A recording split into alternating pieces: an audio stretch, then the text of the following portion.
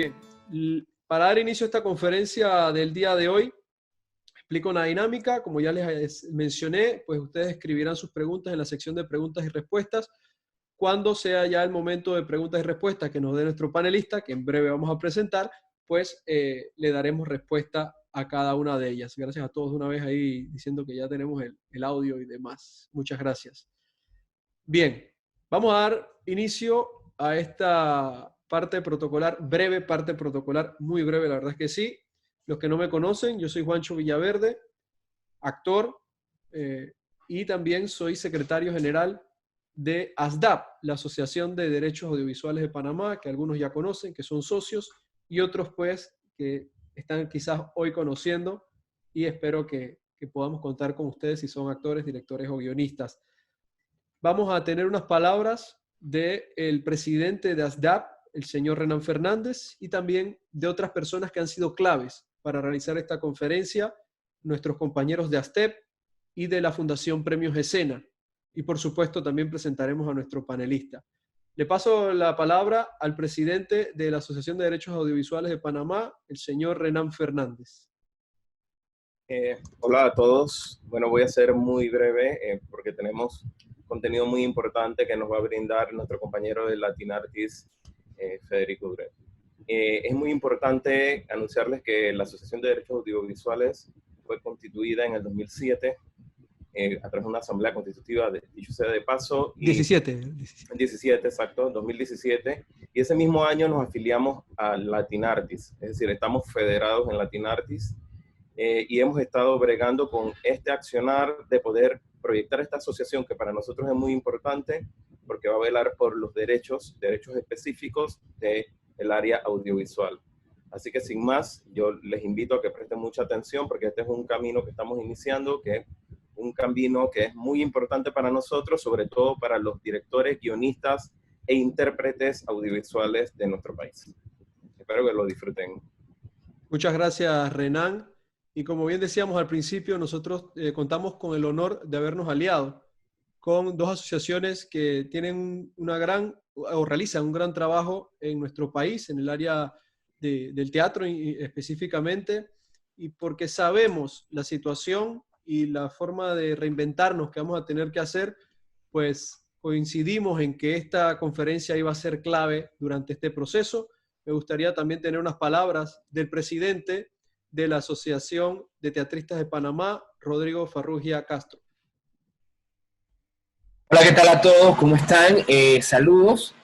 Bueno, muchas gracias primero que nada a ASDAP por esta iniciativa que estamos trabajando en conjunto, porque al final estamos velando es por el bien común de todos nosotros. Me gustaría aprovechar también la oportunidad y a todas las personas que nos están acompañando, invitarlos el día de mañana a las 4 p.m. Vamos a tener una capacitación de la nueva plataforma que tiene ASTEP para que todos los actores, teatristas, productores, artistas suban su contenido hecho en casa, donde el público va a poder acceder y comprar directamente su producto, ya sean microobras de teatro, monólogos, performance, y con la capacitación que vamos a tener aquí el día de hoy nos va a ayudar mucho. Así que si hay personas interesadas en expresar su talento y subirlo a la plataforma, por favor, aquí les voy a dejar mi contacto y número de correo para enviarle el enlace el día de mañana, 4 p.m. la capacitación de la nueva plataforma Ver Teatro en Panamá. Así que saludos y gracias.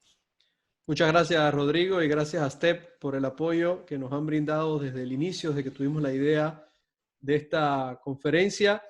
Y ahora, por parte de la Fundación Premios Escena, tenemos a Meche Ochoa, una fundación que en realidad hace constantemente actividades y que por supuesto no podíamos dejar de contar con ellos en esta actividad. Meche, bienvenida.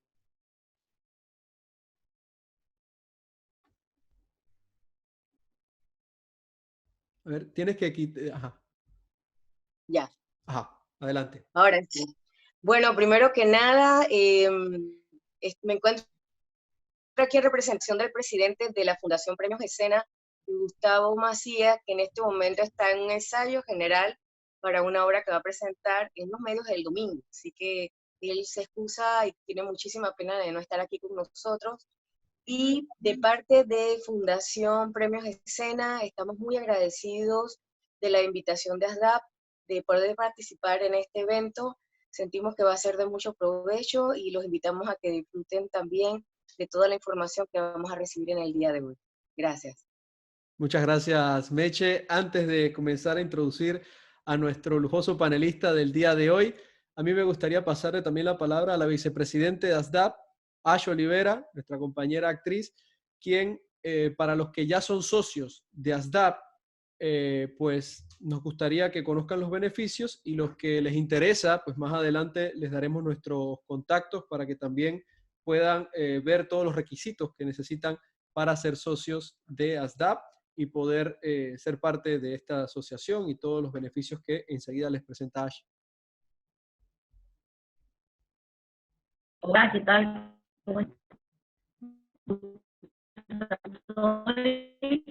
Les quiero explicar un poquito cuáles son las ventajas de pertenecer a ASDAP. Una de ellas es tener la oportunidad de conferencias como la que vamos a escuchar ahora mismo. Les voy a pasar a detallar cuáles son las ventajas para que ustedes estén anuentes. Palabras clave: formación con profesionales nacionales e internacionales en las áreas que nos interesan para nuestra profesión: actuación, locución y doblaje, manejo de redes, marketing, derecho audiovisual, gratuita en casi todos los casos y a precios muy asequibles en el resto. Asesoría en todo lo que el socio necesita en relación a su trabajo audiovisual y en lo que la asociación pueda brindarse esa asesoría. E información y, por añadidura, privilegios exclusivos, porque la información es lo que da. Se enteran antes y mejor de los eventos y novedades de nuestro sector, conferencias como esta, conversatorios, foros, festivales, oportunidades laborales inclusive, gestión de sus ganancias por explotación de su trabajo audiovisual en el territorio nacional e internacional a través de acuerdos bilaterales que tenemos con asociaciones en otros países. Cuidados. A futuro también está dentro de los proyectos de la asociación. Está previsto un sistema de cobertura médica, un fondo de ayuda social para nuestros asociados de la tercera edad y ayudas por incapacidad para los socios que lo necesiten. Aquí hago un impasse para comentarles que qué buen momento para darnos cuenta de lo necesario que es unirnos y afrontar las cosas como grupo. Esta asociación nos da esa posibilidad, estar juntos y que no seamos individualmente personas que necesitan algo o profesionales que necesitan algo, sino un bloque unido con un objetivo, y nos ven de otra manera. Y lo más importante de todo, o bueno, algo que les va a interesar muchísimo, sobre todo en este momento, es que al ser una entidad sin ánimo de lucro, es de libre asociación, quiere decir que no tiene monto de afiliación y no tiene mensualidad. Los gastos de la organización se deducen de lo que la misma gestiona y no de los bolsillos del asociado, lo cual es muy importante. Muchas gracias. Muchas gracias, Ash, vicepresidente de ASDAP. Si algunos tienen dudas, pues repasamos rápidamente quiénes somos. ASDAP, la junta directiva, está conformada, ya ustedes conocieron a Renan Fernández, nuestro presidente, Ash Olivera, la vicepresidente, mi persona, secretario general, Manuel Paz, que nos acompaña hoy como panelista también, es el tesorero, Rodrigo Farrugia, padre, el vocal, y tenemos un comité de vigilancia de lujo, conformado por 3 personas que la verdad le tenemos mucho aprecio: Roslyn Ricord, Jaime Newball y el señor Ramón Serrano. Antes de dar esta bienvenida a Kiko, ya escucharon la palabra de Latin Artists. Latin Artists es una federación iberoamericana, más Italia, que fue fundada en el año 2012 y que la verdad arropa un grupo de sociedades que trabajan por los derechos audiovisuales de los intérpretes, que es sólida, que es transparente y que tiene unas funciones muy importantes, entre ellas ser uno de los miembros activos de la Organización Mundial de la Propiedad Intelectual, la OMPI, y por supuesto también tenemos una base formativa bastante importante con los foros de interpretaciones audiovisuales, en el cual la edición 2020 de este foro es la ciudad de Panamá. Aún no podemos confirmar con seguridad que se vaya a desarrollar el foro por la situación que todos conocemos de la pandemia. De igual forma, la próxima edición del foro, ya sea este año o sea el próximo, se va a celebrar en Ciudad de Panamá. Pero también quería aprovechar esto, ya que formo parte de la Comisión de Comunicaciones de Latin Artists, que las formaciones como esta no solamente las van a tener por parte de ASDAP, Todos los socios ASDAP también van a poder ser parte de las formaciones que tenga Latin Artists y, por supuesto, también que se den a nivel nacional por parte del Ministerio de Cultura, a quienes le agradecemos el apoyo que nos han dado a nivel de conocimientos para poder realizar esta y otras conferencias. Sin más, doy inicio a la introducción de nuestro panelista, un gran amigo, una persona a la cual le tengo mucho aprecio y la verdad, sin duda, nos va a dar hoy una tremenda charla. Federico Duret Gutiérrez, en confianza, estamos entre amigos. Kiko Duret, él es director general de Unión de Autores y Artistas Audiovisuales del Ecuador, UNIARTE, Sociedad de Gestión. Es miembro de Latin Artists, tiene un máster en propiedad intelectual de la Universidad Carlos III de Madrid, donde obtuvo el premio extraordinario al mejor expediente académico en su edición 1516. Cuenta con experiencia de estudios jurídicos de España y Ecuador en las áreas de Derecho de Entretenimiento, Derecho de la Cultura y Nuevas Tecnologías. Es socio cofundador de la Asociación Ecuatoriana de Protección de Datos, miembro de la Asociación Ecuatoriana de Propiedad Intelectual y miembro de la Asociación Española de Derecho de Entretenimiento, DENAE. Ha desarrollado su carrera principalmente asesorando a actores, productores, músicos, compositores, guionistas y otros agentes de la industria audiovisual y musical.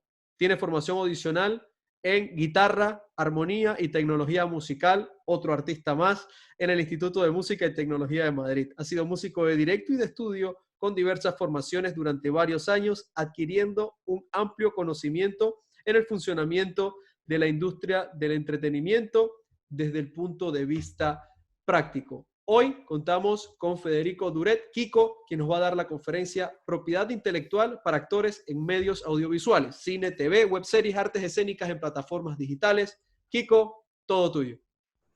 Listo, Juancho. Muchísimas gracias por tus cariñosas palabras. Aquí ya sabes que tienes también un amigo. Y nada, agradecer en primer lugar a todos por asistir puntualmente, muy puntualmente. La verdad es que nunca había visto que a las 5 de la tarde hubiese tanta gente conectada. Muchísimas gracias por ello. Agradecer a Latin Artists y ASDAP por la invitación. También agradecer a STEP y a los premios Escena. Entonces, nada, si se me permite, veo que ya estoy habilitado. Voy a compartir pantalla porque les tengo preparado un PowerPoint porque, bueno, es un tema que requiere muchas veces de ese apoyo visual, ¿no? Porque explicar propiedad intelectual en un espacio tan breve de tiempo, pues bueno, siempre es un desafío, pero trataré de hacerlo lo más ameno posible. Tal y como comentaba Juancho, yo soy director general de UNIARTE Ecuador, que bueno, aprovecho para mandar un cariñoso saludo a Sonia del Cisne, que veo que está por ahí conectada, que es nuestra presidenta. Nosotros también somos una entidad joven, tenemos mucho en común con ustedes porque también representamos, además de actores, a directores, guionistas y animadores como autores audiovisuales. Tenemos una autorización de funcionamiento desde 2015, de ahí conseguimos que se nos reconocieran derechos de propiedad intelectual para intérpretes con derechos de remuneración, que ahora les explicaré, en 2016. Desde 2017-18 se nos aprobó el tarifario y bueno, ahora estamos en la ardua tarea, ¿no?, de recaudar sus derechos de propiedad intelectual. Lamentablemente la situación actual ha interrumpido el proceso, pero bueno, nosotros seguimos avanzando. Y también somos miembros de Latin Artists, ¿no?, que es esta confederación de la que Juancho, te voy a llamar Juancho si no te importa, también nos hablaba, y que básicamente sigue el principio que comentaba Nash, ¿no?, que creo que es lo que resume la importancia de la agremiación y la gestión colectiva, es que unidos somos más fuertes. Y sobre todo en momentos como este, ¿no?, en los que lamentablemente ustedes, por la naturaleza de su trabajo, están en sus casas sin poder trabajar. Y sin embargo, todos estamos consumiendo más contenidos audiovisuales que nunca, todos estamos disfrutando de su trabajo, en muchos casos sin que ustedes reciban remuneración. Y entonces, pues bueno, para eso sirve la gestión colectiva, ¿no?, para darles a ustedes lo que se merecen. He dividido la presentación en 4 bloques. Me decía Juancho que tengo unos 45 minutos. Trataré de ser un poco más breve para ver si así podemos ampliar el turno de preguntas, que entiendo que será al final del todo. Lo más importante de cara a la introducción es cómo surgen los derechos de propiedad intelectual de los actores, ¿no? Porque ustedes, intérpretes, que bueno, desde que Thespis se subió a un escenario por primera vez en la antigua Grecia han pasado miles de años, hasta el momento en que no se permitía a través de la tecnología, con la fijación en cintas de celuloide, invención del cinematógrafo y demás avances tecnológicos que siempre impulsan el desarrollo de la propiedad intelectual, bastaba con lo que en derecho llamamos el régimen laboral y civil, es decir, por ejemplo, para el teatro a ustedes se les contrataba, se les pagaba tanto dinero por las presentaciones que ustedes hacían y bueno, como estas presentaciones eran efímeras porque digamos que el trabajo interpretativo que ustedes desarrollaban moría en el escenario una vez se apagaban los focos y caía el telón, ese régimen era suficiente. ¿Qué es lo que pasa con los avances tecnológicos y principalmente con la fijación de esas interpretaciones? Que empiezan las explotaciones masivas, ¿no? Entonces, de ahí es donde surgen las primeras reivindicaciones de los intérpretes para contar con derechos de propiedad intelectual, igual que los que tenían reconocidos en el convenio de Berna los autores, ¿no? Los que, pues, principalmente estos derechos surgen con los escritores para reivindicar sus derechos con respecto a los privilegios de imprenta que tenían los impresores y editores. Así, la propiedad intelectual lo que busca es un justo equilibrio, es decir, que ustedes, a través de su trabajo, puedan generar rendimientos y obtengan una protección por toda esa explotación masiva de estos contenidos que se está haciendo. Y estos derechos patrimoniales de cara a su ejercicio, como más sentido tienen, es a través del ejercicio colectivo, con entidades de gestión colectiva como ASDAP, como Uniarte, como AISGE y demás entidades que forman parte de Latinartis. Para entender estos derechos, lo primero que hay que entender es por qué ustedes, actores, tienen protección a través de la propiedad intelectual. Dentro de la obra audiovisual se distinguen diferentes tipos de titulares. En la legislación panameña, que tenéis una ley muy buena, por cierto, se reconocen los mismos coautores que en la mayoría de legislaciones internacionales. Hay algunas legislaciones que también reconocen al director de fotografía, porque por un lado tenemos los derechos de autor, que son los que reconocen a los creadores de la obra, principalmente director, guionista o actor del argumento, el autor de la música original compuesta para la película o el animador audiovisual en caso de películas de animación, diseños animados. Y por otro lado hay otros derechos denominados conexos, que a pesar de que eso de conexo suene como suplementario, vecino y demás, tienen exactamente el mismo valor que los derechos de autor, en los que se reconocen principalmente dos tipos de protección. Por un lado, la protección a los intérpretes, desde un punto de vista artístico, del trabajo intelectual que ellos desarrollan, y por otro lado a los productores, porque también hay que proteger esa inversión económica que ellos realizan. ¿Por qué se protege a los actores? Entiendo que se están viendo bien las diapositivas y avanzan. Yo normalmente me quedo con estas dos frases tanto de Javier Bardem como de Michael Caine, ¿no? En las que yo creo que queda muy bien reflejado el trabajo creativo que ustedes hacen, porque los actores, cuando recibís un guión, recibís algo inerte, ¿no? Que está muerto en el papel, y ustedes con su cuerpo, con sus silencios, con la incorporación de vivencias personales, todo el trabajo que han tenido detrás a través de todos esos métodos, y Stanislavski, Boyanovich y toda esta gente, ¿no? De la que devoráis libros y estudiáis para aprender todos esos métodos de interpretación, estáis creando algo único, porque cada interpretación es un ente único e irrepetible. Aquí les pongo un ejemplo, por ejemplo, del Joker, ¿no? En América Latina el Guasón, por si acaso en España no es el Bromas, eso es un meme. Tenemos a Jack Nicholson, tenemos a Joaquin Phoenix, tenemos a Heath Ledger, tenemos a César Romero, el genuino Joker latino. Tenemos otros Jokers no tan buenos. Tenemos también a este señor, a Mark Hamill, ¿no? Porque los actores de doblaje también sois actores. Con vuestra voz interpretáis personajes, así que tenéis el mismo tipo de derechos a pesar de que la imagen no está involucrada.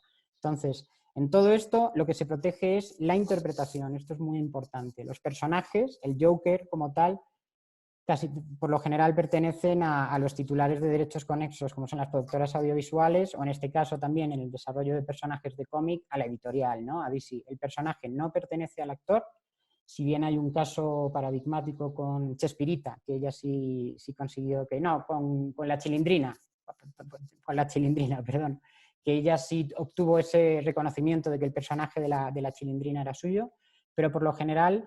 Los derechos que tienen los actores son sobre esa interpretación. Entonces, como creación intelectual, se despliegan este tipo de derechos. Así, a modo muy de resumen, dentro del régimen legal de los actores, ustedes tienen, por un lado, la Ley 64 de 10 de octubre de 2012, Y a nivel internacional, como cuerpo normativo principal, tenemos un instrumento que es fundamental para los actores, luego hablaremos de él, que es el Tratado de Beijing sobre Interpretaciones y Ejecuciones Audiovisuales. Ha entrado en vigencia hace muy poquito, el 28 de abril, porque fue justo 3 meses después de que el país número 30, Indonesia, firmara su ratificación. Tanto en Panamá como en Ecuador todavía están pendientes de ratificación y luego explicaremos por qué es muy importante que se lleve este proceso de ratificación y adhesión a cabo.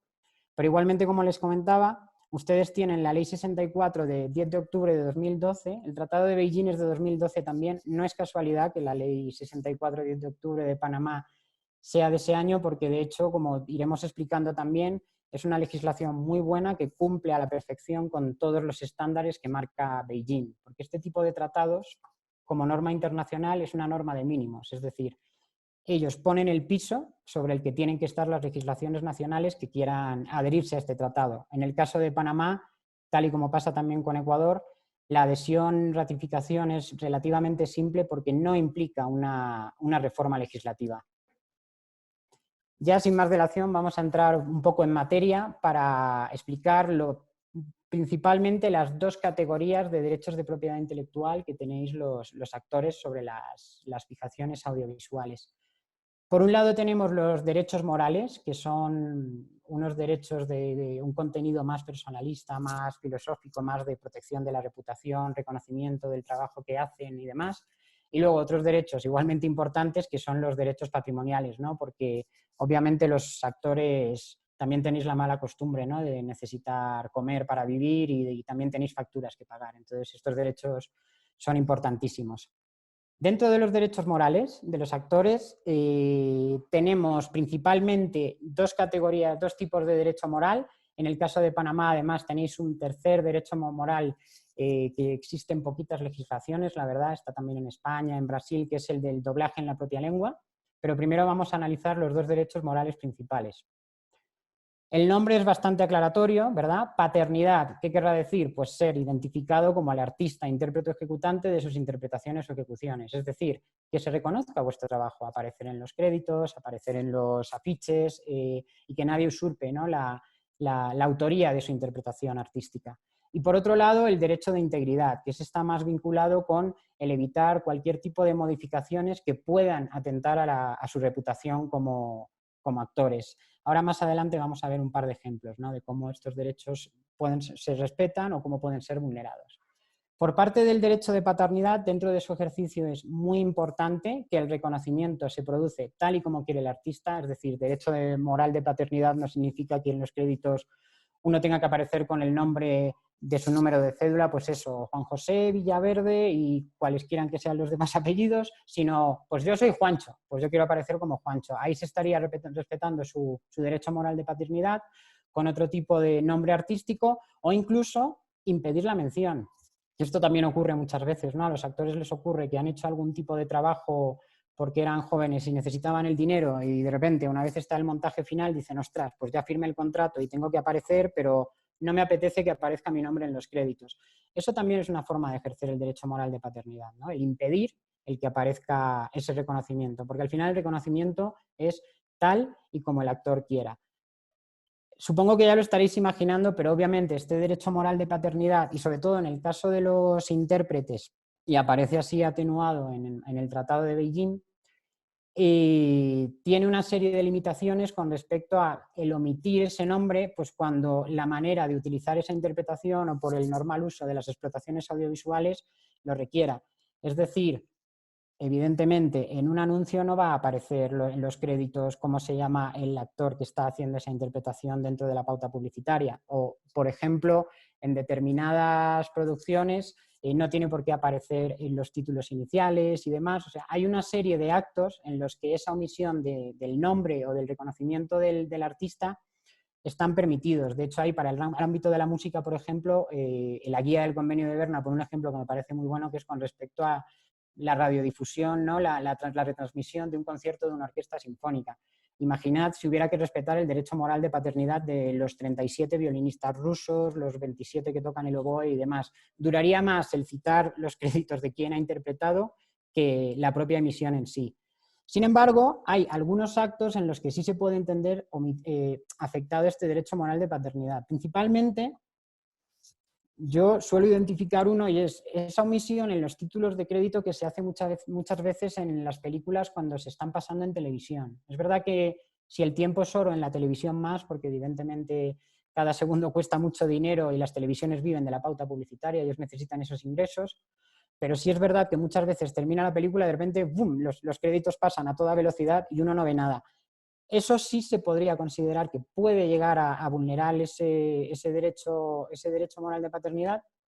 Y luego también hay omisiones cuando se incluye a intérpretes que no han actuado, que esto puede parecer muy extraño, pero en películas más antiguas y sobre todo en este continente es una cosa que ocurre, ¿no? Que muchas veces en los créditos uno no sabe pues que dentro de los actores secundarios quién estaba por ahí y a veces se incluyen otros nombres y demás. Entonces eso puede resultar también una vulneración de este derecho moral de paternidad. ¿Cuál es el otro derecho que teníamos? El de integridad, ¿no? Que es este derecho en el que es cualquier modificación que se pueda hacer sobre la interpretación y que suponga un perjuicio a la reputación del actor, afecta este derecho. En el caso de los autores y las películas hay muchos ejemplos con respecto a un mal coloreado de la película, a un cambio de formato, ¿no? Cuando se pasa de CinemaScope, si reduces a 4/3, de repente en un plano más pequeño se puede quedar un actor secundario que va avanzando con una pistola para disparar a alguien, el plano pierde ese sentido, estos son casos reales. En el caso de los actores, uno de los ejemplos más claros, ¿cuál es? Es un mal doblaje. Yo, por ejemplo, muchas veces pongo este ejemplo porque tengo una voz un tanto nasal y aguda. Si yo, por ejemplo, doblara a Clint Eastwood en español, posiblemente estaría afectando al derecho moral de su interpretación, porque evidentemente él requiere de una voz profunda, grave y bien interpretada, y una voz como la mía podría arruinar su interpretación. Entonces, todo esto son ejemplos de cómo se puede afectar este derecho de integridad. Obviamente, en este derecho también hay una serie de limitaciones contenidas, muchas también vienen del Tratado de Beijing, de la Declaración Concertada, porque había presión de las majors de Hollywood y los productores, ¿no? Hoy en día, ¿cómo consumimos la mayoría del audiovisual? Dispositivos como este, están las pantallas de los aviones que también reducen toda esa, digamos que se pierde gran parte de los planos y a veces se produce incluso una cierta compresión, ¿no?, de la imagen del actor. Entonces, todo ese tipo de modificaciones y ajustes sí están permitidos, pero evidentemente aquí entran casos en los que si se hace de forma que efectivamente pueda atentar contra la reputación de este intérprete y con su valía, ¿no?, como actor, este derecho se vería afectado. Aquí tenemos dentro de la era digital, ¿no?, siempre se habla de la cuarta revolución industrial y demás, una serie de supuestos en los que no solo el derecho de integridad, también los derechos de imagen se ven afectados, y esto es un poco lo que ya está ocurriendo y especialmente lo que viene.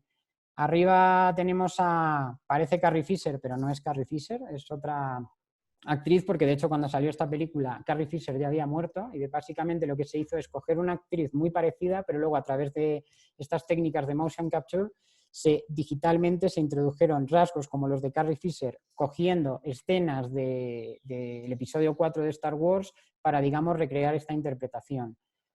En el caso de que se hiciera este tipo de recreaciones y se construyera una mala interpretación y demás, al margen de los derechos de imagen, que evidentemente en el caso de este tipo de intérpretes, la vertiente patrimonial de ese derecho de imagen suele pertenecer a los estudios, podríamos entender que puede haber este tipo de vulneraciones.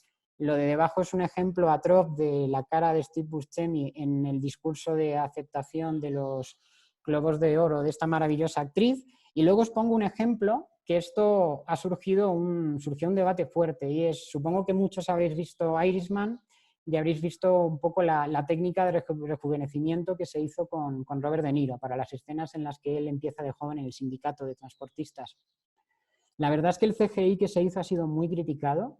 Hay quien considera que arruinó un poco esa interpretación de Robert De Niro, sobre todo porque, claro, se le veía una cara joven, pero al final eres un señor de 70 años en algunas escenas de acción y de pelea, con lo cual el resultado no era tan bueno, y de ahí surgió esta imagen que tengo en la diapositiva, que es el de Irishman Solving Natural Problem, y es que una persona con un software de reconocimiento facial, inteligencia artificial y demás, consiguió resultados mejores que los de la propia película, ¿no? Y de hecho, creo que dentro del texto la broma era un poco esa, ¿no? En donde Netflix ha gastado millones, un informático con una aplicación gratuita ha conseguido resultados mejores. Todos estos ejemplos suponen a día de hoy, pues bueno, cómo el derecho moral de integridad se puede ver afectado, ¿no? A través de todo este tipo de técnicas, de cromas, motion capture y demás.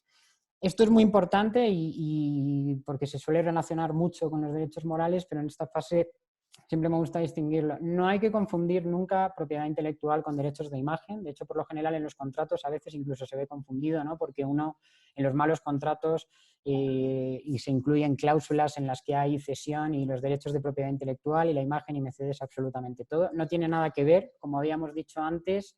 El bien jurídico protegido es muy diferente. Los derechos de propiedad intelectual, en este caso los derechos morales también, los patrimoniales, son los derechos que tienen ustedes actores sobre toda interpretación que ha sido fijada, es decir, sobre ese personaje que ustedes están interpretando, y sin embargo los derechos de imagen los tenemos todos, no solo los actores. Yo también tengo derechos de imagen, Cristiano Ronaldo tiene derechos de imagen, los suyos obviamente valen más, etcétera, etcétera. Entonces, no hay que confundirlos, son dos derechos completamente diferentes y es muy importante que en los contratos estén regulados en cláusulas diferentes y que evidentemente estén sujetos a una cuantificación económica diferente. Eso ya lo veremos un poquito más adelante para el tema de cómo se deben hacer buenos contratos. Y por último, este derecho que también existe en Panamá, ¿no? Del que les hablaba, que es derecho de doblaje y subtitulado. Es un derecho moral que también que realmente está relacionado con un derecho exclusivo, porque al final ustedes lo que tienen es una facultad de autorizar o prohibir, y es el derecho a autorizar el doblaje en su propia lengua.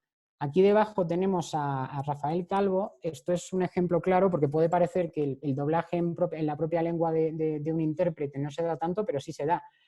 Él es el actor de doblaje habitual de Javier Bardem para el castellano. Cuando Javier Bardem rueda en inglés, películas como Skyfall, Vicky Cristina Barcelona, Loving Pablo, su doblaje en español lo hace este señor. Y en España hay jurisprudencia sobre casos en los que se ha hecho un doblaje en castellano de un actor y se entiende que afecta su derecho moral de integridad, porque sobre todo casi parece un insulto, ¿no? El que tú tengas tu voz en tu idioma y de repente digan en postproducción, uff, qué mal suena la voz de este tipo, vamos a cambiarla. Hay un caso muy, muy conocido con Antonio Valero, que es un actor al que se le dobló en su misma lengua en castellano en una película de José Luis García, y de hecho la defensa jurídica de ese caso la llevó Abel Martínez, que es el secretario general de Latin Artists y con ayuda pues, de AISGE, ¿no? Que es la entidad de gestión de los derechos de España. Y aquí un caso para aquellos regímenes anglosajones en los que no hay derechos morales. Os pongo un ejemplo de por qué los derechos morales son importantes y qué ocurre cuando no hay derechos morales. No sé si sabéis lo que es eso, entiendo que sí, pero la primera imagen es David Prowse. Él, además de él realmente no era actor, él era un culturista campeón de halterofilia que, como tenía un físico imponente, pues era el hombre debajo de Darth Vader, ¿no? Durante los episodios 4, 5 y 6, las 3 primeras películas de la Guerra de las Galaxias. ¿Qué pasa cuando en 1977 se estrena la Guerra de las Galaxias? Pues que este señor tan grande se lleva un disgusto horrible porque cuando va al cine ve que no es su voz la que está sonando en la pantalla, porque él tenía una especie de acento así un poco hillbilly, como de campo, y George Lucas decidió que en postproducción sería mejor poner la voz del señor que está en medio, que es James Earl Jones, ¿no? Que tiene una voz así muy, muy, muy potente. Él es la voz de Mufasa, por ejemplo, en Lion King, él es el que le pone esa voz así poderosa. Y entonces eso, se le hace ese doblaje en propia lengua sin pedirle permiso y demás. Qué disgusto. Pero no termina ahí. Lo peor de todo para este señor, David Prowse, es que después de hacer la primera película, la segunda, y cuando por fin en la tercera se va a quitar el casco y se le va a ver su aspecto, contratan a otro actor para ello, Sebastian Shaw, que es el que aparece ahí con la cara demacrada y tumbado. Y entonces el personaje que estaba interpretando con su cuerpo, así no se le reconozca con la cara a David Prowse, este señor al final es Sebastian Shaw el que pasa a la posteridad como que era Darth Vader. Pero no termina ahí, porque luego, una vez llegan los nuevos episodios en los que con CGI vemos a los personajes ya de jóvenes en modo fantasma porque son caballeros Jedi que cuando mueren ascienden a su dimensión de maestros Jedi. En las originales estaba la cara de Sebastian Shaw, pero aquí ponen a otro actor, Hayden Christensen, que es el que interpreta el mismo personaje en los episodios 1, 2 y 3. Todo esto son casos que en un sistema continental de derecho de autor, como es el que tenemos en Europa y aquí en Latinoamérica, con derechos morales, saltarían por los aires, pero en Estados Unidos, en los que hay un sistema anglosajón de copyright en el que lo que se proteja principalmente es la inversión y la titularidad de derechos es del productor, el productor es el dueño de la película, ahí todas estas cosas son posibles, ¿ok? En cuanto a la duración, todos estos derechos morales, siguiendo el esquema de Beijing, que la protección mínima es pues, lo que duran los derechos patrimoniales, en el caso de la legislación panameña son 70 años post-mortem. ¿Qué significa esto? Que una vez ustedes fallezcan, pues sus herederos o quienes ustedes designen como legatarios dentro de la defensa de sus derechos de propiedad intelectual pueden ejercer pues, estas vulneraciones.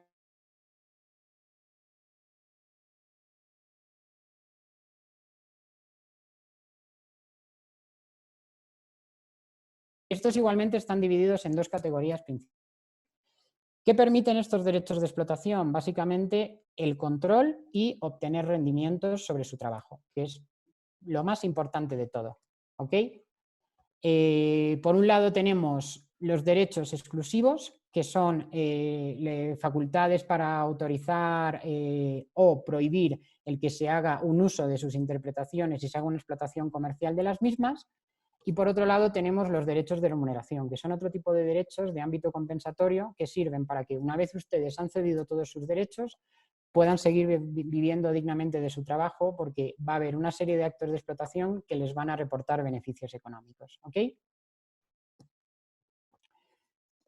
¿Cuáles son los derechos exclusivos? Aquí principalmente los podemos dividir en dos fases para no liaros mucho, porque esto ya entramos en la parte un poco técnica, ¿no? de la propiedad intelectual de los actores. En una primera instancia, los derechos que ustedes como actores, tanto los de teatro como los de audiovisual, tienen son, por un lado, el autorizar la fijación, es decir, el que tú me grabes esa interpretación, y por otro lado también autorizar la radiodifusión o comunicación pública, ¿no? El que grabado eso se emita en directo, pues por ejemplo, por televisión o por radio, en el caso de interpretaciones vocales, radionovelas y demás. Pero ¿qué pasa? Que una vez se ha autorizado esa fijación, ahí es donde se despliegan el resto de derechos patrimoniales, que tenemos principalmente en la legislación panameña el de reproducción, el de distribución y el de puesta a disposición para ustedes actores. ¿Ok? Estos derechos son muy importantes porque son los que ustedes negocian en los contratos. Cuando ustedes se sientan con un productor a negociar la participación en una película, cuando hay esa famosa cláusula de cesión de derechos de propiedad intelectual en las que suelen pedir absolutamente todo y para toda la eternidad y poder hacer todo tipo de explotación, estos son los derechos que ustedes están cediendo. Entonces, estos son los que se negocian a través del contrato. Pues esos son derechos exclusivos, son derechos que ustedes tienen y que ustedes, a cambio de un precio, se desprenden de ellos para que se permita hacer la producción audiovisual. Dentro de estos derechos, las definiciones, porque lo tengan claro, tenemos por un lado la fijación-reproducción, que es el grabar esa interpretación o hacer copias. Puede ser tanto en ejemplares físicos, es decir, el grabarlo en la cinta de celuloide o grabarlo en el dispositivo, así como también copias digitales, ¿no? En memorias caché y demás. O sea, en este derecho de reproducción no hace falta ese componente tangible. Tenemos otro derecho que es el de distribución, que es en el que se distribuye el soporte tangible que incluye esa interpretación. Aquí sí hablamos de algo material, el DVD, el alquiler de toda la vida que se hacía en Blockbuster y demás. Obviamente este derecho ha perdido muchísima fuerza, sobre todo yo diría que más en el caso del audiovisual, porque en la música pues bueno, todavía están los vinilos, ¿no? Para los nostálgicos y románticos que quieren coleccionarlos. Yo creo que ya prácticamente nadie compra soportes tangibles de audiovisual, entonces este derecho no es tan importante. Y de ahí tenemos la comunicación pública y una modalidad de la comunicación pública llamada puesta a disposición, que son la madre del cordero, ¿no? Son los dos derechos más importantes, que es hacer accesible la interpretación sin distribuir ejemplares.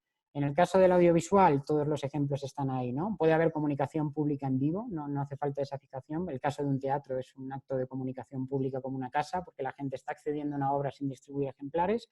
El cine, En el caso de una obra, una fijación audiovisual ya realizada es otro ejemplo de una comunicación pública en el que la gente accede también a sus interpretaciones sin necesidad de tener los ejemplares. Y de ahí la puesta a disposición. ¿Qué es lo que diferencia este derecho? Que en este derecho esa interpretación se hace accesible desde el momento y el lugar en que el público elija. Todos tenemos en mente qué es esto: Netflix, en el caso del audiovisual, HBO, plataformas de streaming en las que tú dices, pues bueno, son las 12 de la noche, estoy en pijama en casa y me voy a ver 20 capítulos de Narcos. No hace falta ir a un cine, no hace falta conectarse a la hora, ni siquiera es como los live streaming, ojo, los live streaming sí son actos de comunicación pública. El caso del streaming en el que tú eliges cuándo conectarte forman parte de este derecho de puesta a disposición. Los derechos exclusivos están muy bien, ¿no? El que ustedes tengan facultades de autorizar o prohibir el que se usen esta amalgama de derechos siempre está bien, pero ¿qué es lo que ocurre cuando ustedes se sientan, por ejemplo, con un productor audiovisual? Que como parte débil ustedes ceden todos estos derechos, se desprenden de ellos muchas veces. Si no tienen fuerza negociadora, si uno no es Robert Downey Jr., pues evidentemente no le van a pagar 70 millones de dólares por desprenderse de estos derechos. No, cede estos derechos, digamos que se desprende de la posibilidad de obtener rendimientos económicos porque se suele hacer un pago a tanto alzado. Entonces, ¿cómo se puede garantizar, ¿no?, el que ustedes, intérpretes, puedan seguir obteniendo rendimientos económicos de todas las explotaciones que se están haciendo con su trabajo? Ahí es donde entran los derechos más importantes, que son los derechos de remuneración. Estos derechos surgen para compensaros por la pérdida de control de la obra y por eso en la mayoría se configuran en todas las legislaciones a nivel internacional como irrenunciables. Es decir, ustedes cuando hacen un contrato con un productor audiovisual no pueden ceder estos derechos. Estos derechos tienen ese origen legal, es decir, la ley es la que les reconoce, y en el caso de la ley panameña ustedes están de enhorabuena porque sí tienen un derecho de remuneración completo por todo tipo de comunicación pública, así como el alquiler. Este tipo de derechos surgen a través de las legislaciones para compensar el que todos esos actos de explotación en los que diferentes usuarios aportan valor a sus negocios a través de su trabajo tengan que pagar a través de quién, pues las sociedades de gestión colectiva, ¿no? Ahora veremos por qué este ejercicio del derecho se hace de forma colectiva. Es una cuestión de lógica también. Evidentemente el actor no puede ir a todos los cines, no puede acudir a Netflix, no puede acudir a absolutamente todas las plataformas por sí solo, no puede acudir a los hoteles en los que hay pantallas de televisión en las habitaciones más lujosas y a reclamar estos derechos. E igualmente también es mejor para el usuario, ¿no?, porque esto causaría una profunda inseguridad jurídica el que cada actor les vaya a cobrar. No, para eso existen las sociedades de gestión colectiva como intermediarios necesarios que se encargan de recaudar estos derechos. ¿Okay? Compensan la pérdida de control, como ya hemos dicho, garantizan la obtención de esos rendimientos económicos y su forma de ejercicio es el colectivo. Es decir, estos derechos, les voy a poner unos ejemplos. ¿Por qué tipo de actos de comunicación pública surgen? Pues las explotaciones a través de comunicación pública que se hacen eso en hoteles, en los cines, en las plataformas digitales, en medios de transporte, principalmente las televisiones, tanto las televisiones en abierto como los operadores de cable que hacen los actos de retransmisión de televisiones en abierto, asimismo tienen sus canales de pago. Todos estos derechos son gestionados a través de las entidades de gestión colectiva como ASDAP, Uniarte, AISGE y todas las que forman parte de Latin Artists. Por eso son tan importantes. Esto es la ley panameña, ustedes los tienen reconocidos, claro que sí. En el artículo 20, además de los autores, se les reconoce a los artistas intérpretes esa remuneración irrenunciable por la exhibición, proyección, transmisión y retransmisión, que son una serie de actos de comunicación pública. El caso de la exhibición, obviamente, se refiere al cine, ¿no?, la exhibición cinematográfica. Es que luego ya el 124 también aclara que es un derecho de remuneración por todo tipo de comunicación pública, así como por el alquiler. Esto es necesario, esto forma parte de ese justo equilibrio que dota de sentido al sistema de la propiedad intelectual. El que ustedes se sienten con el productor, que de hecho en la mayoría de países y en el sistema panameño también existe esa presunción de cesión al productor, es decir, cuando tú te sientes y firmas el contrato de producción de la obra audiovisual, tú le estás cediendo todos los derechos de explotación y por eso a cambio existen estos derechos de remuneración. Esto dentro del Tratado de Beijing tuvo el problema de que este tipo de derechos para los sistemas de copyright son muy controvertidos, porque allí quien manda son las majors de Hollywood, los productores, y ellos sienten que con este tipo de derechos se les está quitando fuerza de cara a la contratación de los intérpretes, les va a suponer un aumento en los costes y demás. Por eso el Tratado de Beijing lo que hace, para que hubiera esa carta blanca, ¿no? Hubiera un consenso entre Estados Unidos y el resto de países que tienen sistemas europeos de derecho de autor que son más proteccionistas con los creadores, con los actores y demás, se configuró un sistema en el que las legislaciones nacionales podían elegir el que la titularidad en origen fuera del productor, es decir, el productor realmente va a ser el dueño de la película y las interpretaciones, el que ese productor tenga la facultad de ejercicio de esos derechos, si bien en origen es de ustedes, actores, así como de los autores, o el sistema que para mí es el ideal y que de hecho es el que existe en muchos países tanto de Europa como de América Latina y existe en Panamá, la presunción de cesión, es decir, ustedes cuando firman el contrato con el productor audiovisual están cediendo todo, pero a cambio tienen un derecho de remuneración por todo este tipo de actos de explotación. Son de gestión colectiva obligatoria, así que en el caso de Panamá los va a gestionar ASDAP muy pronto, así que los que no sean socios les animo a que se afilien cuanto antes porque es la mejor forma de ejercicio de este tipo de derechos. Y en el caso a nivel internacional, pues como comentaban al principio Juancho respecto a Latin Artists es esta organización de entidades que forman parte de Iberoamérica, es decir, España y Latinoamérica, así como Italia y también Portugal. También tenemos a YDA en Portugal, que básicamente sirven como una plataforma de colaboración y cooperación para la defensa de estos derechos. Desde Latin Artists, aparte de todas estas actividades de formación, se está trabajando por la ratificación y adhesión del Tratado de Beijing en muchos países. Se reconocen y protegen los derechos de propiedad intelectual de todos sus titulares a nivel internacional a través de estos acuerdos bilaterales de reciprocidad y luego cada año se procede a la recaudación y reparto, que también es importantísimo, ¿no?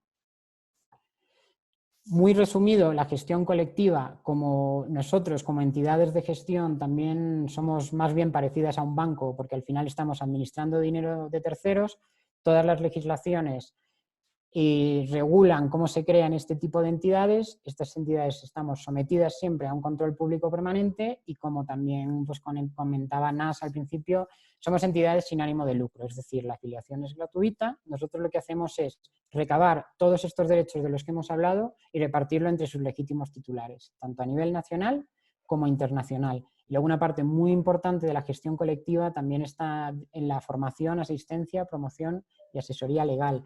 Nosotros, por ley, estamos obligados a que un porcentaje de todo lo recaudado de todos los titulares se destine a proyectos de asistencia y de apoyo social. Reparto, por ejemplo, en estos casos ahora, en situaciones en las que hay tanta vulnerabilidad de los actores, las entidades de gestión pues, pueden repartir bonos, pueden repartir ayudas y demás. Entonces, yo creo que es la parte más bonita, ¿no?, de la gestión colectiva. Y ahora para concluir este último bloque en el que, bueno, vamos a ver cómo se pueden ejercer todos estos derechos y por qué es tan importante la propiedad intelectual en estos momentos, ¿no? Por un lado, nos hemos encontrado con que todo este tiempo de cuarentena ha potenciado al máximo, todos estamos abocados, ¿no?, a esta explotación en el entorno digital. De hecho, yo sé que aquí hay muchos que sois actores de teatro, ya vais a ser actores de audiovisual porque ya están todas estas plataformas de teatros en línea, la gente sigue consumiendo a lo bestia pues Netflix, HBO y demás plataformas que explotan de forma transfronteriza interpretaciones audiovisuales y que de hecho Latin Artists negocia con ellos para recabar este tipo de derechos. Y esto que aparece a la derecha, lo reconozco, es de hoy, de hecho, es del 7 de mayo, es una noticia que he visto justo antes de conectarme a la charla y es, bueno, esta mega agencia de casting de Estados Unidos y de representación de actores acaba de fichar a su primer actor de animación. O sea, eso es un personaje creado virtualmente que ya forma parte de su elenco de actores. Todo esto se viene también, ¿no? Intérpretes virtuales, sistemas de inteligencia artificial y demás.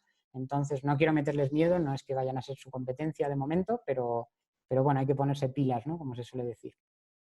Pero por otro lado también hemos visto una cierta vuelta al pasado, entre comillas. Tenemos autocines, tenemos el que han regresado los radioteatros en los que los actores de doblaje vuelven a interpretar guiones y radionovelas antiguas un poco por la circunstancia del distanciamiento social, ¿no? Lamentablemente esto exige también, por un lado, la explotación masiva desde el entorno digital, pero también la vuelta a otras formas de explotación que ya parecían totalmente obsoletas. Dentro de la explotación en el entorno digital, ¿qué es lo más importante? Que todas estas nuevas ventanas de explotación, al final se han cargado la cadena de ventanas tradicional, ¿no? En la que primero estaba pues, el cine, luego del cine se distribuía en soportes tangibles a través del DVD y demás, y luego ya se negociaba con las televisiones. De hecho, muchas veces se obtenía financiación a través de la negociación con la televisión para su explotación un año después. Todo eso ha cambiado por completo. Ahora una cosa está a la vez en Netflix que en el cine. Ya no se ven los capítulos de las series, web series, uno a uno cada semana, sino que uno se puede pegar un atracón de 12, 13 capítulos seguidos. Y en ese sentido, que es muy importante, ¿quién responde de todos esos actos de explotación, ¿no? En el ámbito de la Unión Europea, desde el año pasado surgió una directiva un tanto controvertida que es sobre derecho de autor y conexos en el entorno digital, que tiene este artículo que lo que dice es que, bueno, toda la responsabilidad de explotaciones que se hagan en el entorno digital y demás, estos llamados intermediarios tienen que obtener la autorización de los titulares, porque hasta ahora, por resumirlo así en términos de derecho, ¿qué es lo que sucedía? Este tipo de intermediarios lo que decían es, no, yo no puedo controlar lo que suben los usuarios, porque YouTube cada día se sube una cantidad ingente de contenido y nosotros no podemos hacer la supervisión de que ellos son los legítimos titulares o que tienen las licencias de los titulares correspondientes. Claro, ¿cuál era el argumento en contra? Bueno, entonces, ¿por qué en YouTube, por ejemplo, no hay contenido ilícito? ¿Por qué no hay pornografía? ¿Por qué no hay Snap Movies y demás? O sea, YouTube sí puede controlarlo. Entonces, a través de esta directiva, lo que se ha hecho es que ellos tengan que estar seguros de que el contenido que se está implantando tienen la autorización. Esto es muy bueno en términos de propiedad intelectual, pero claro, en la práctica es malo porque YouTube lo que está haciendo es todo tipo de contenido que sea sospechoso, así lo esté subiendo el legítimo titular, ¿qué hacen? Lo están eliminando. De ahí toca rellenar un formulario un poco incómodo en el que uno tiene que demostrar que no, que él es el legítimo titular de eso. Y esto puede ser incómodo incluso para temas de teatros que ustedes vayan a querer hacer en línea o tipos de explotaciones que se puede hacer a través de YouTube. Esto es una cosa de Europa, realmente en Panamá, al igual que en el resto de la mayoría de legislaciones de Iberoamérica, todavía no se ha llegado a este tipo de sistemas de responsabilidad de los intermediarios, notice and takedown, que llaman en Estados Unidos, de notificación y retirada del contenido.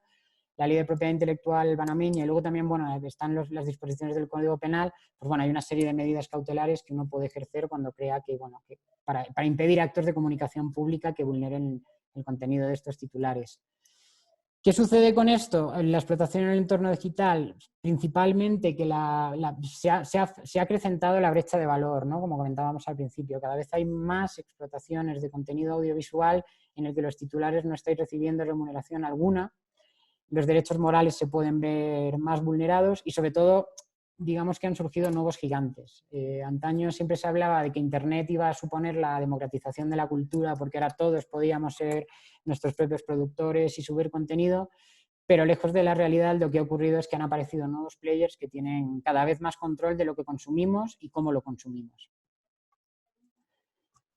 Notas importantes respecto a los derechos de los que hemos hablado. Para el caso de que quieran hacer todos estos live streaming que están todos los actores haciendo y este tipo de obras a través de redes sociales, ojo, y ahí siempre es importante consultar y hablar con abogados a las condiciones de uso de estas plataformas, porque al final Facebook, Instagram y compañía son gigantes que tienen sus propias legislaciones prácticamente. Por decirlo de algún modo, al final una condición de uso de una red social es un acuerdo entre partes. Es decir, uno dice, bueno, qué maravilloso Facebook, que es gratis, pero cuando tú tienes tu alta en Facebook y estás subiendo contenido, tú implícitamente estás firmando un acuerdo de propiedad intelectual con respecto a todo lo que estás subiendo. Entonces hay que tener cuidado con ello.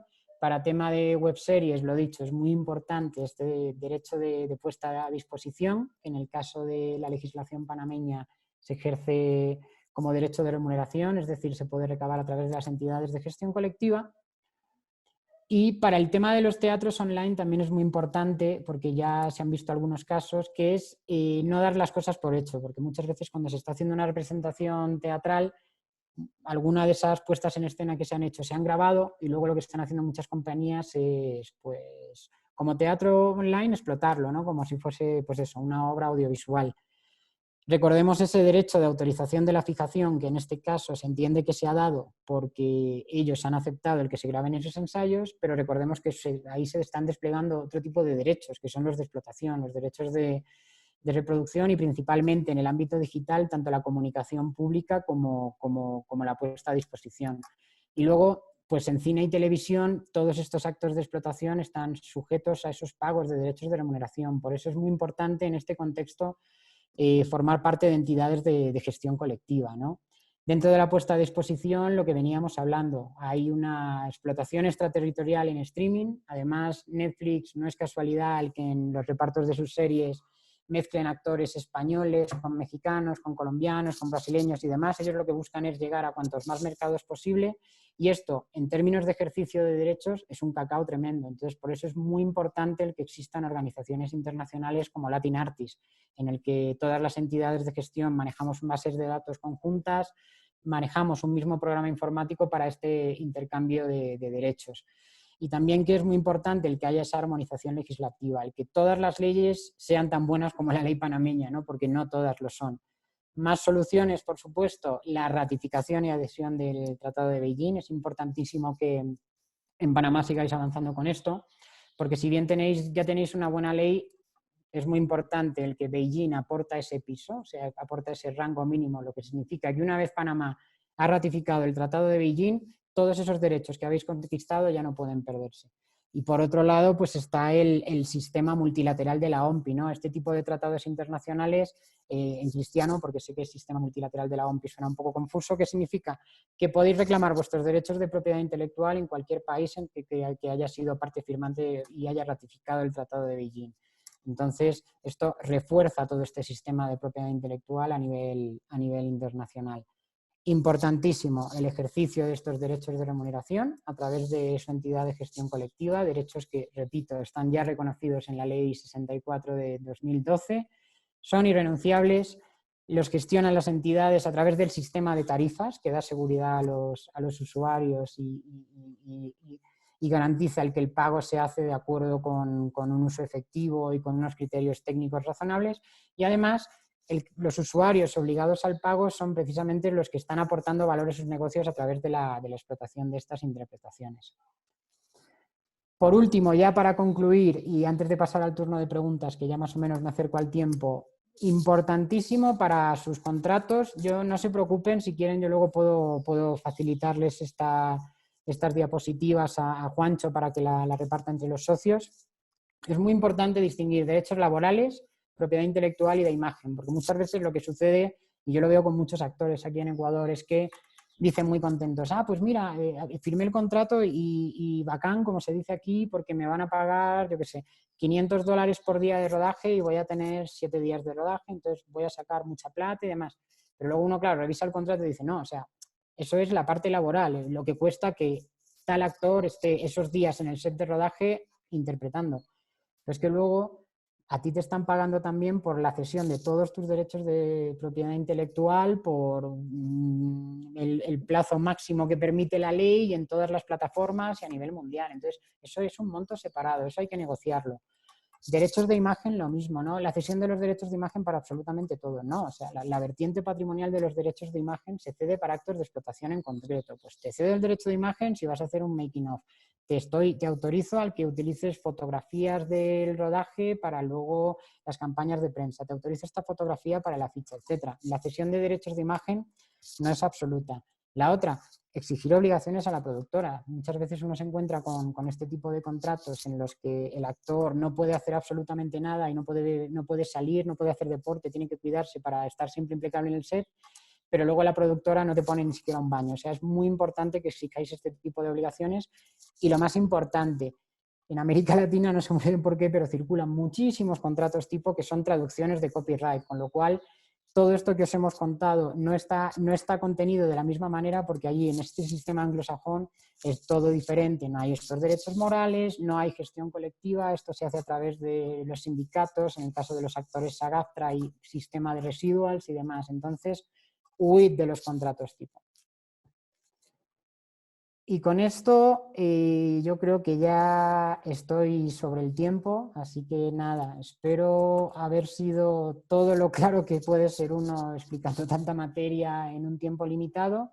Y si os parece, yo ya dejo de compartir y pasamos al tiempo de preguntas, que yo creo que es interesante. Muchas gracias, Kiko. La verdad, una completa exposición que nos acabas de dar en este tiempo y dentro del tiempo esperado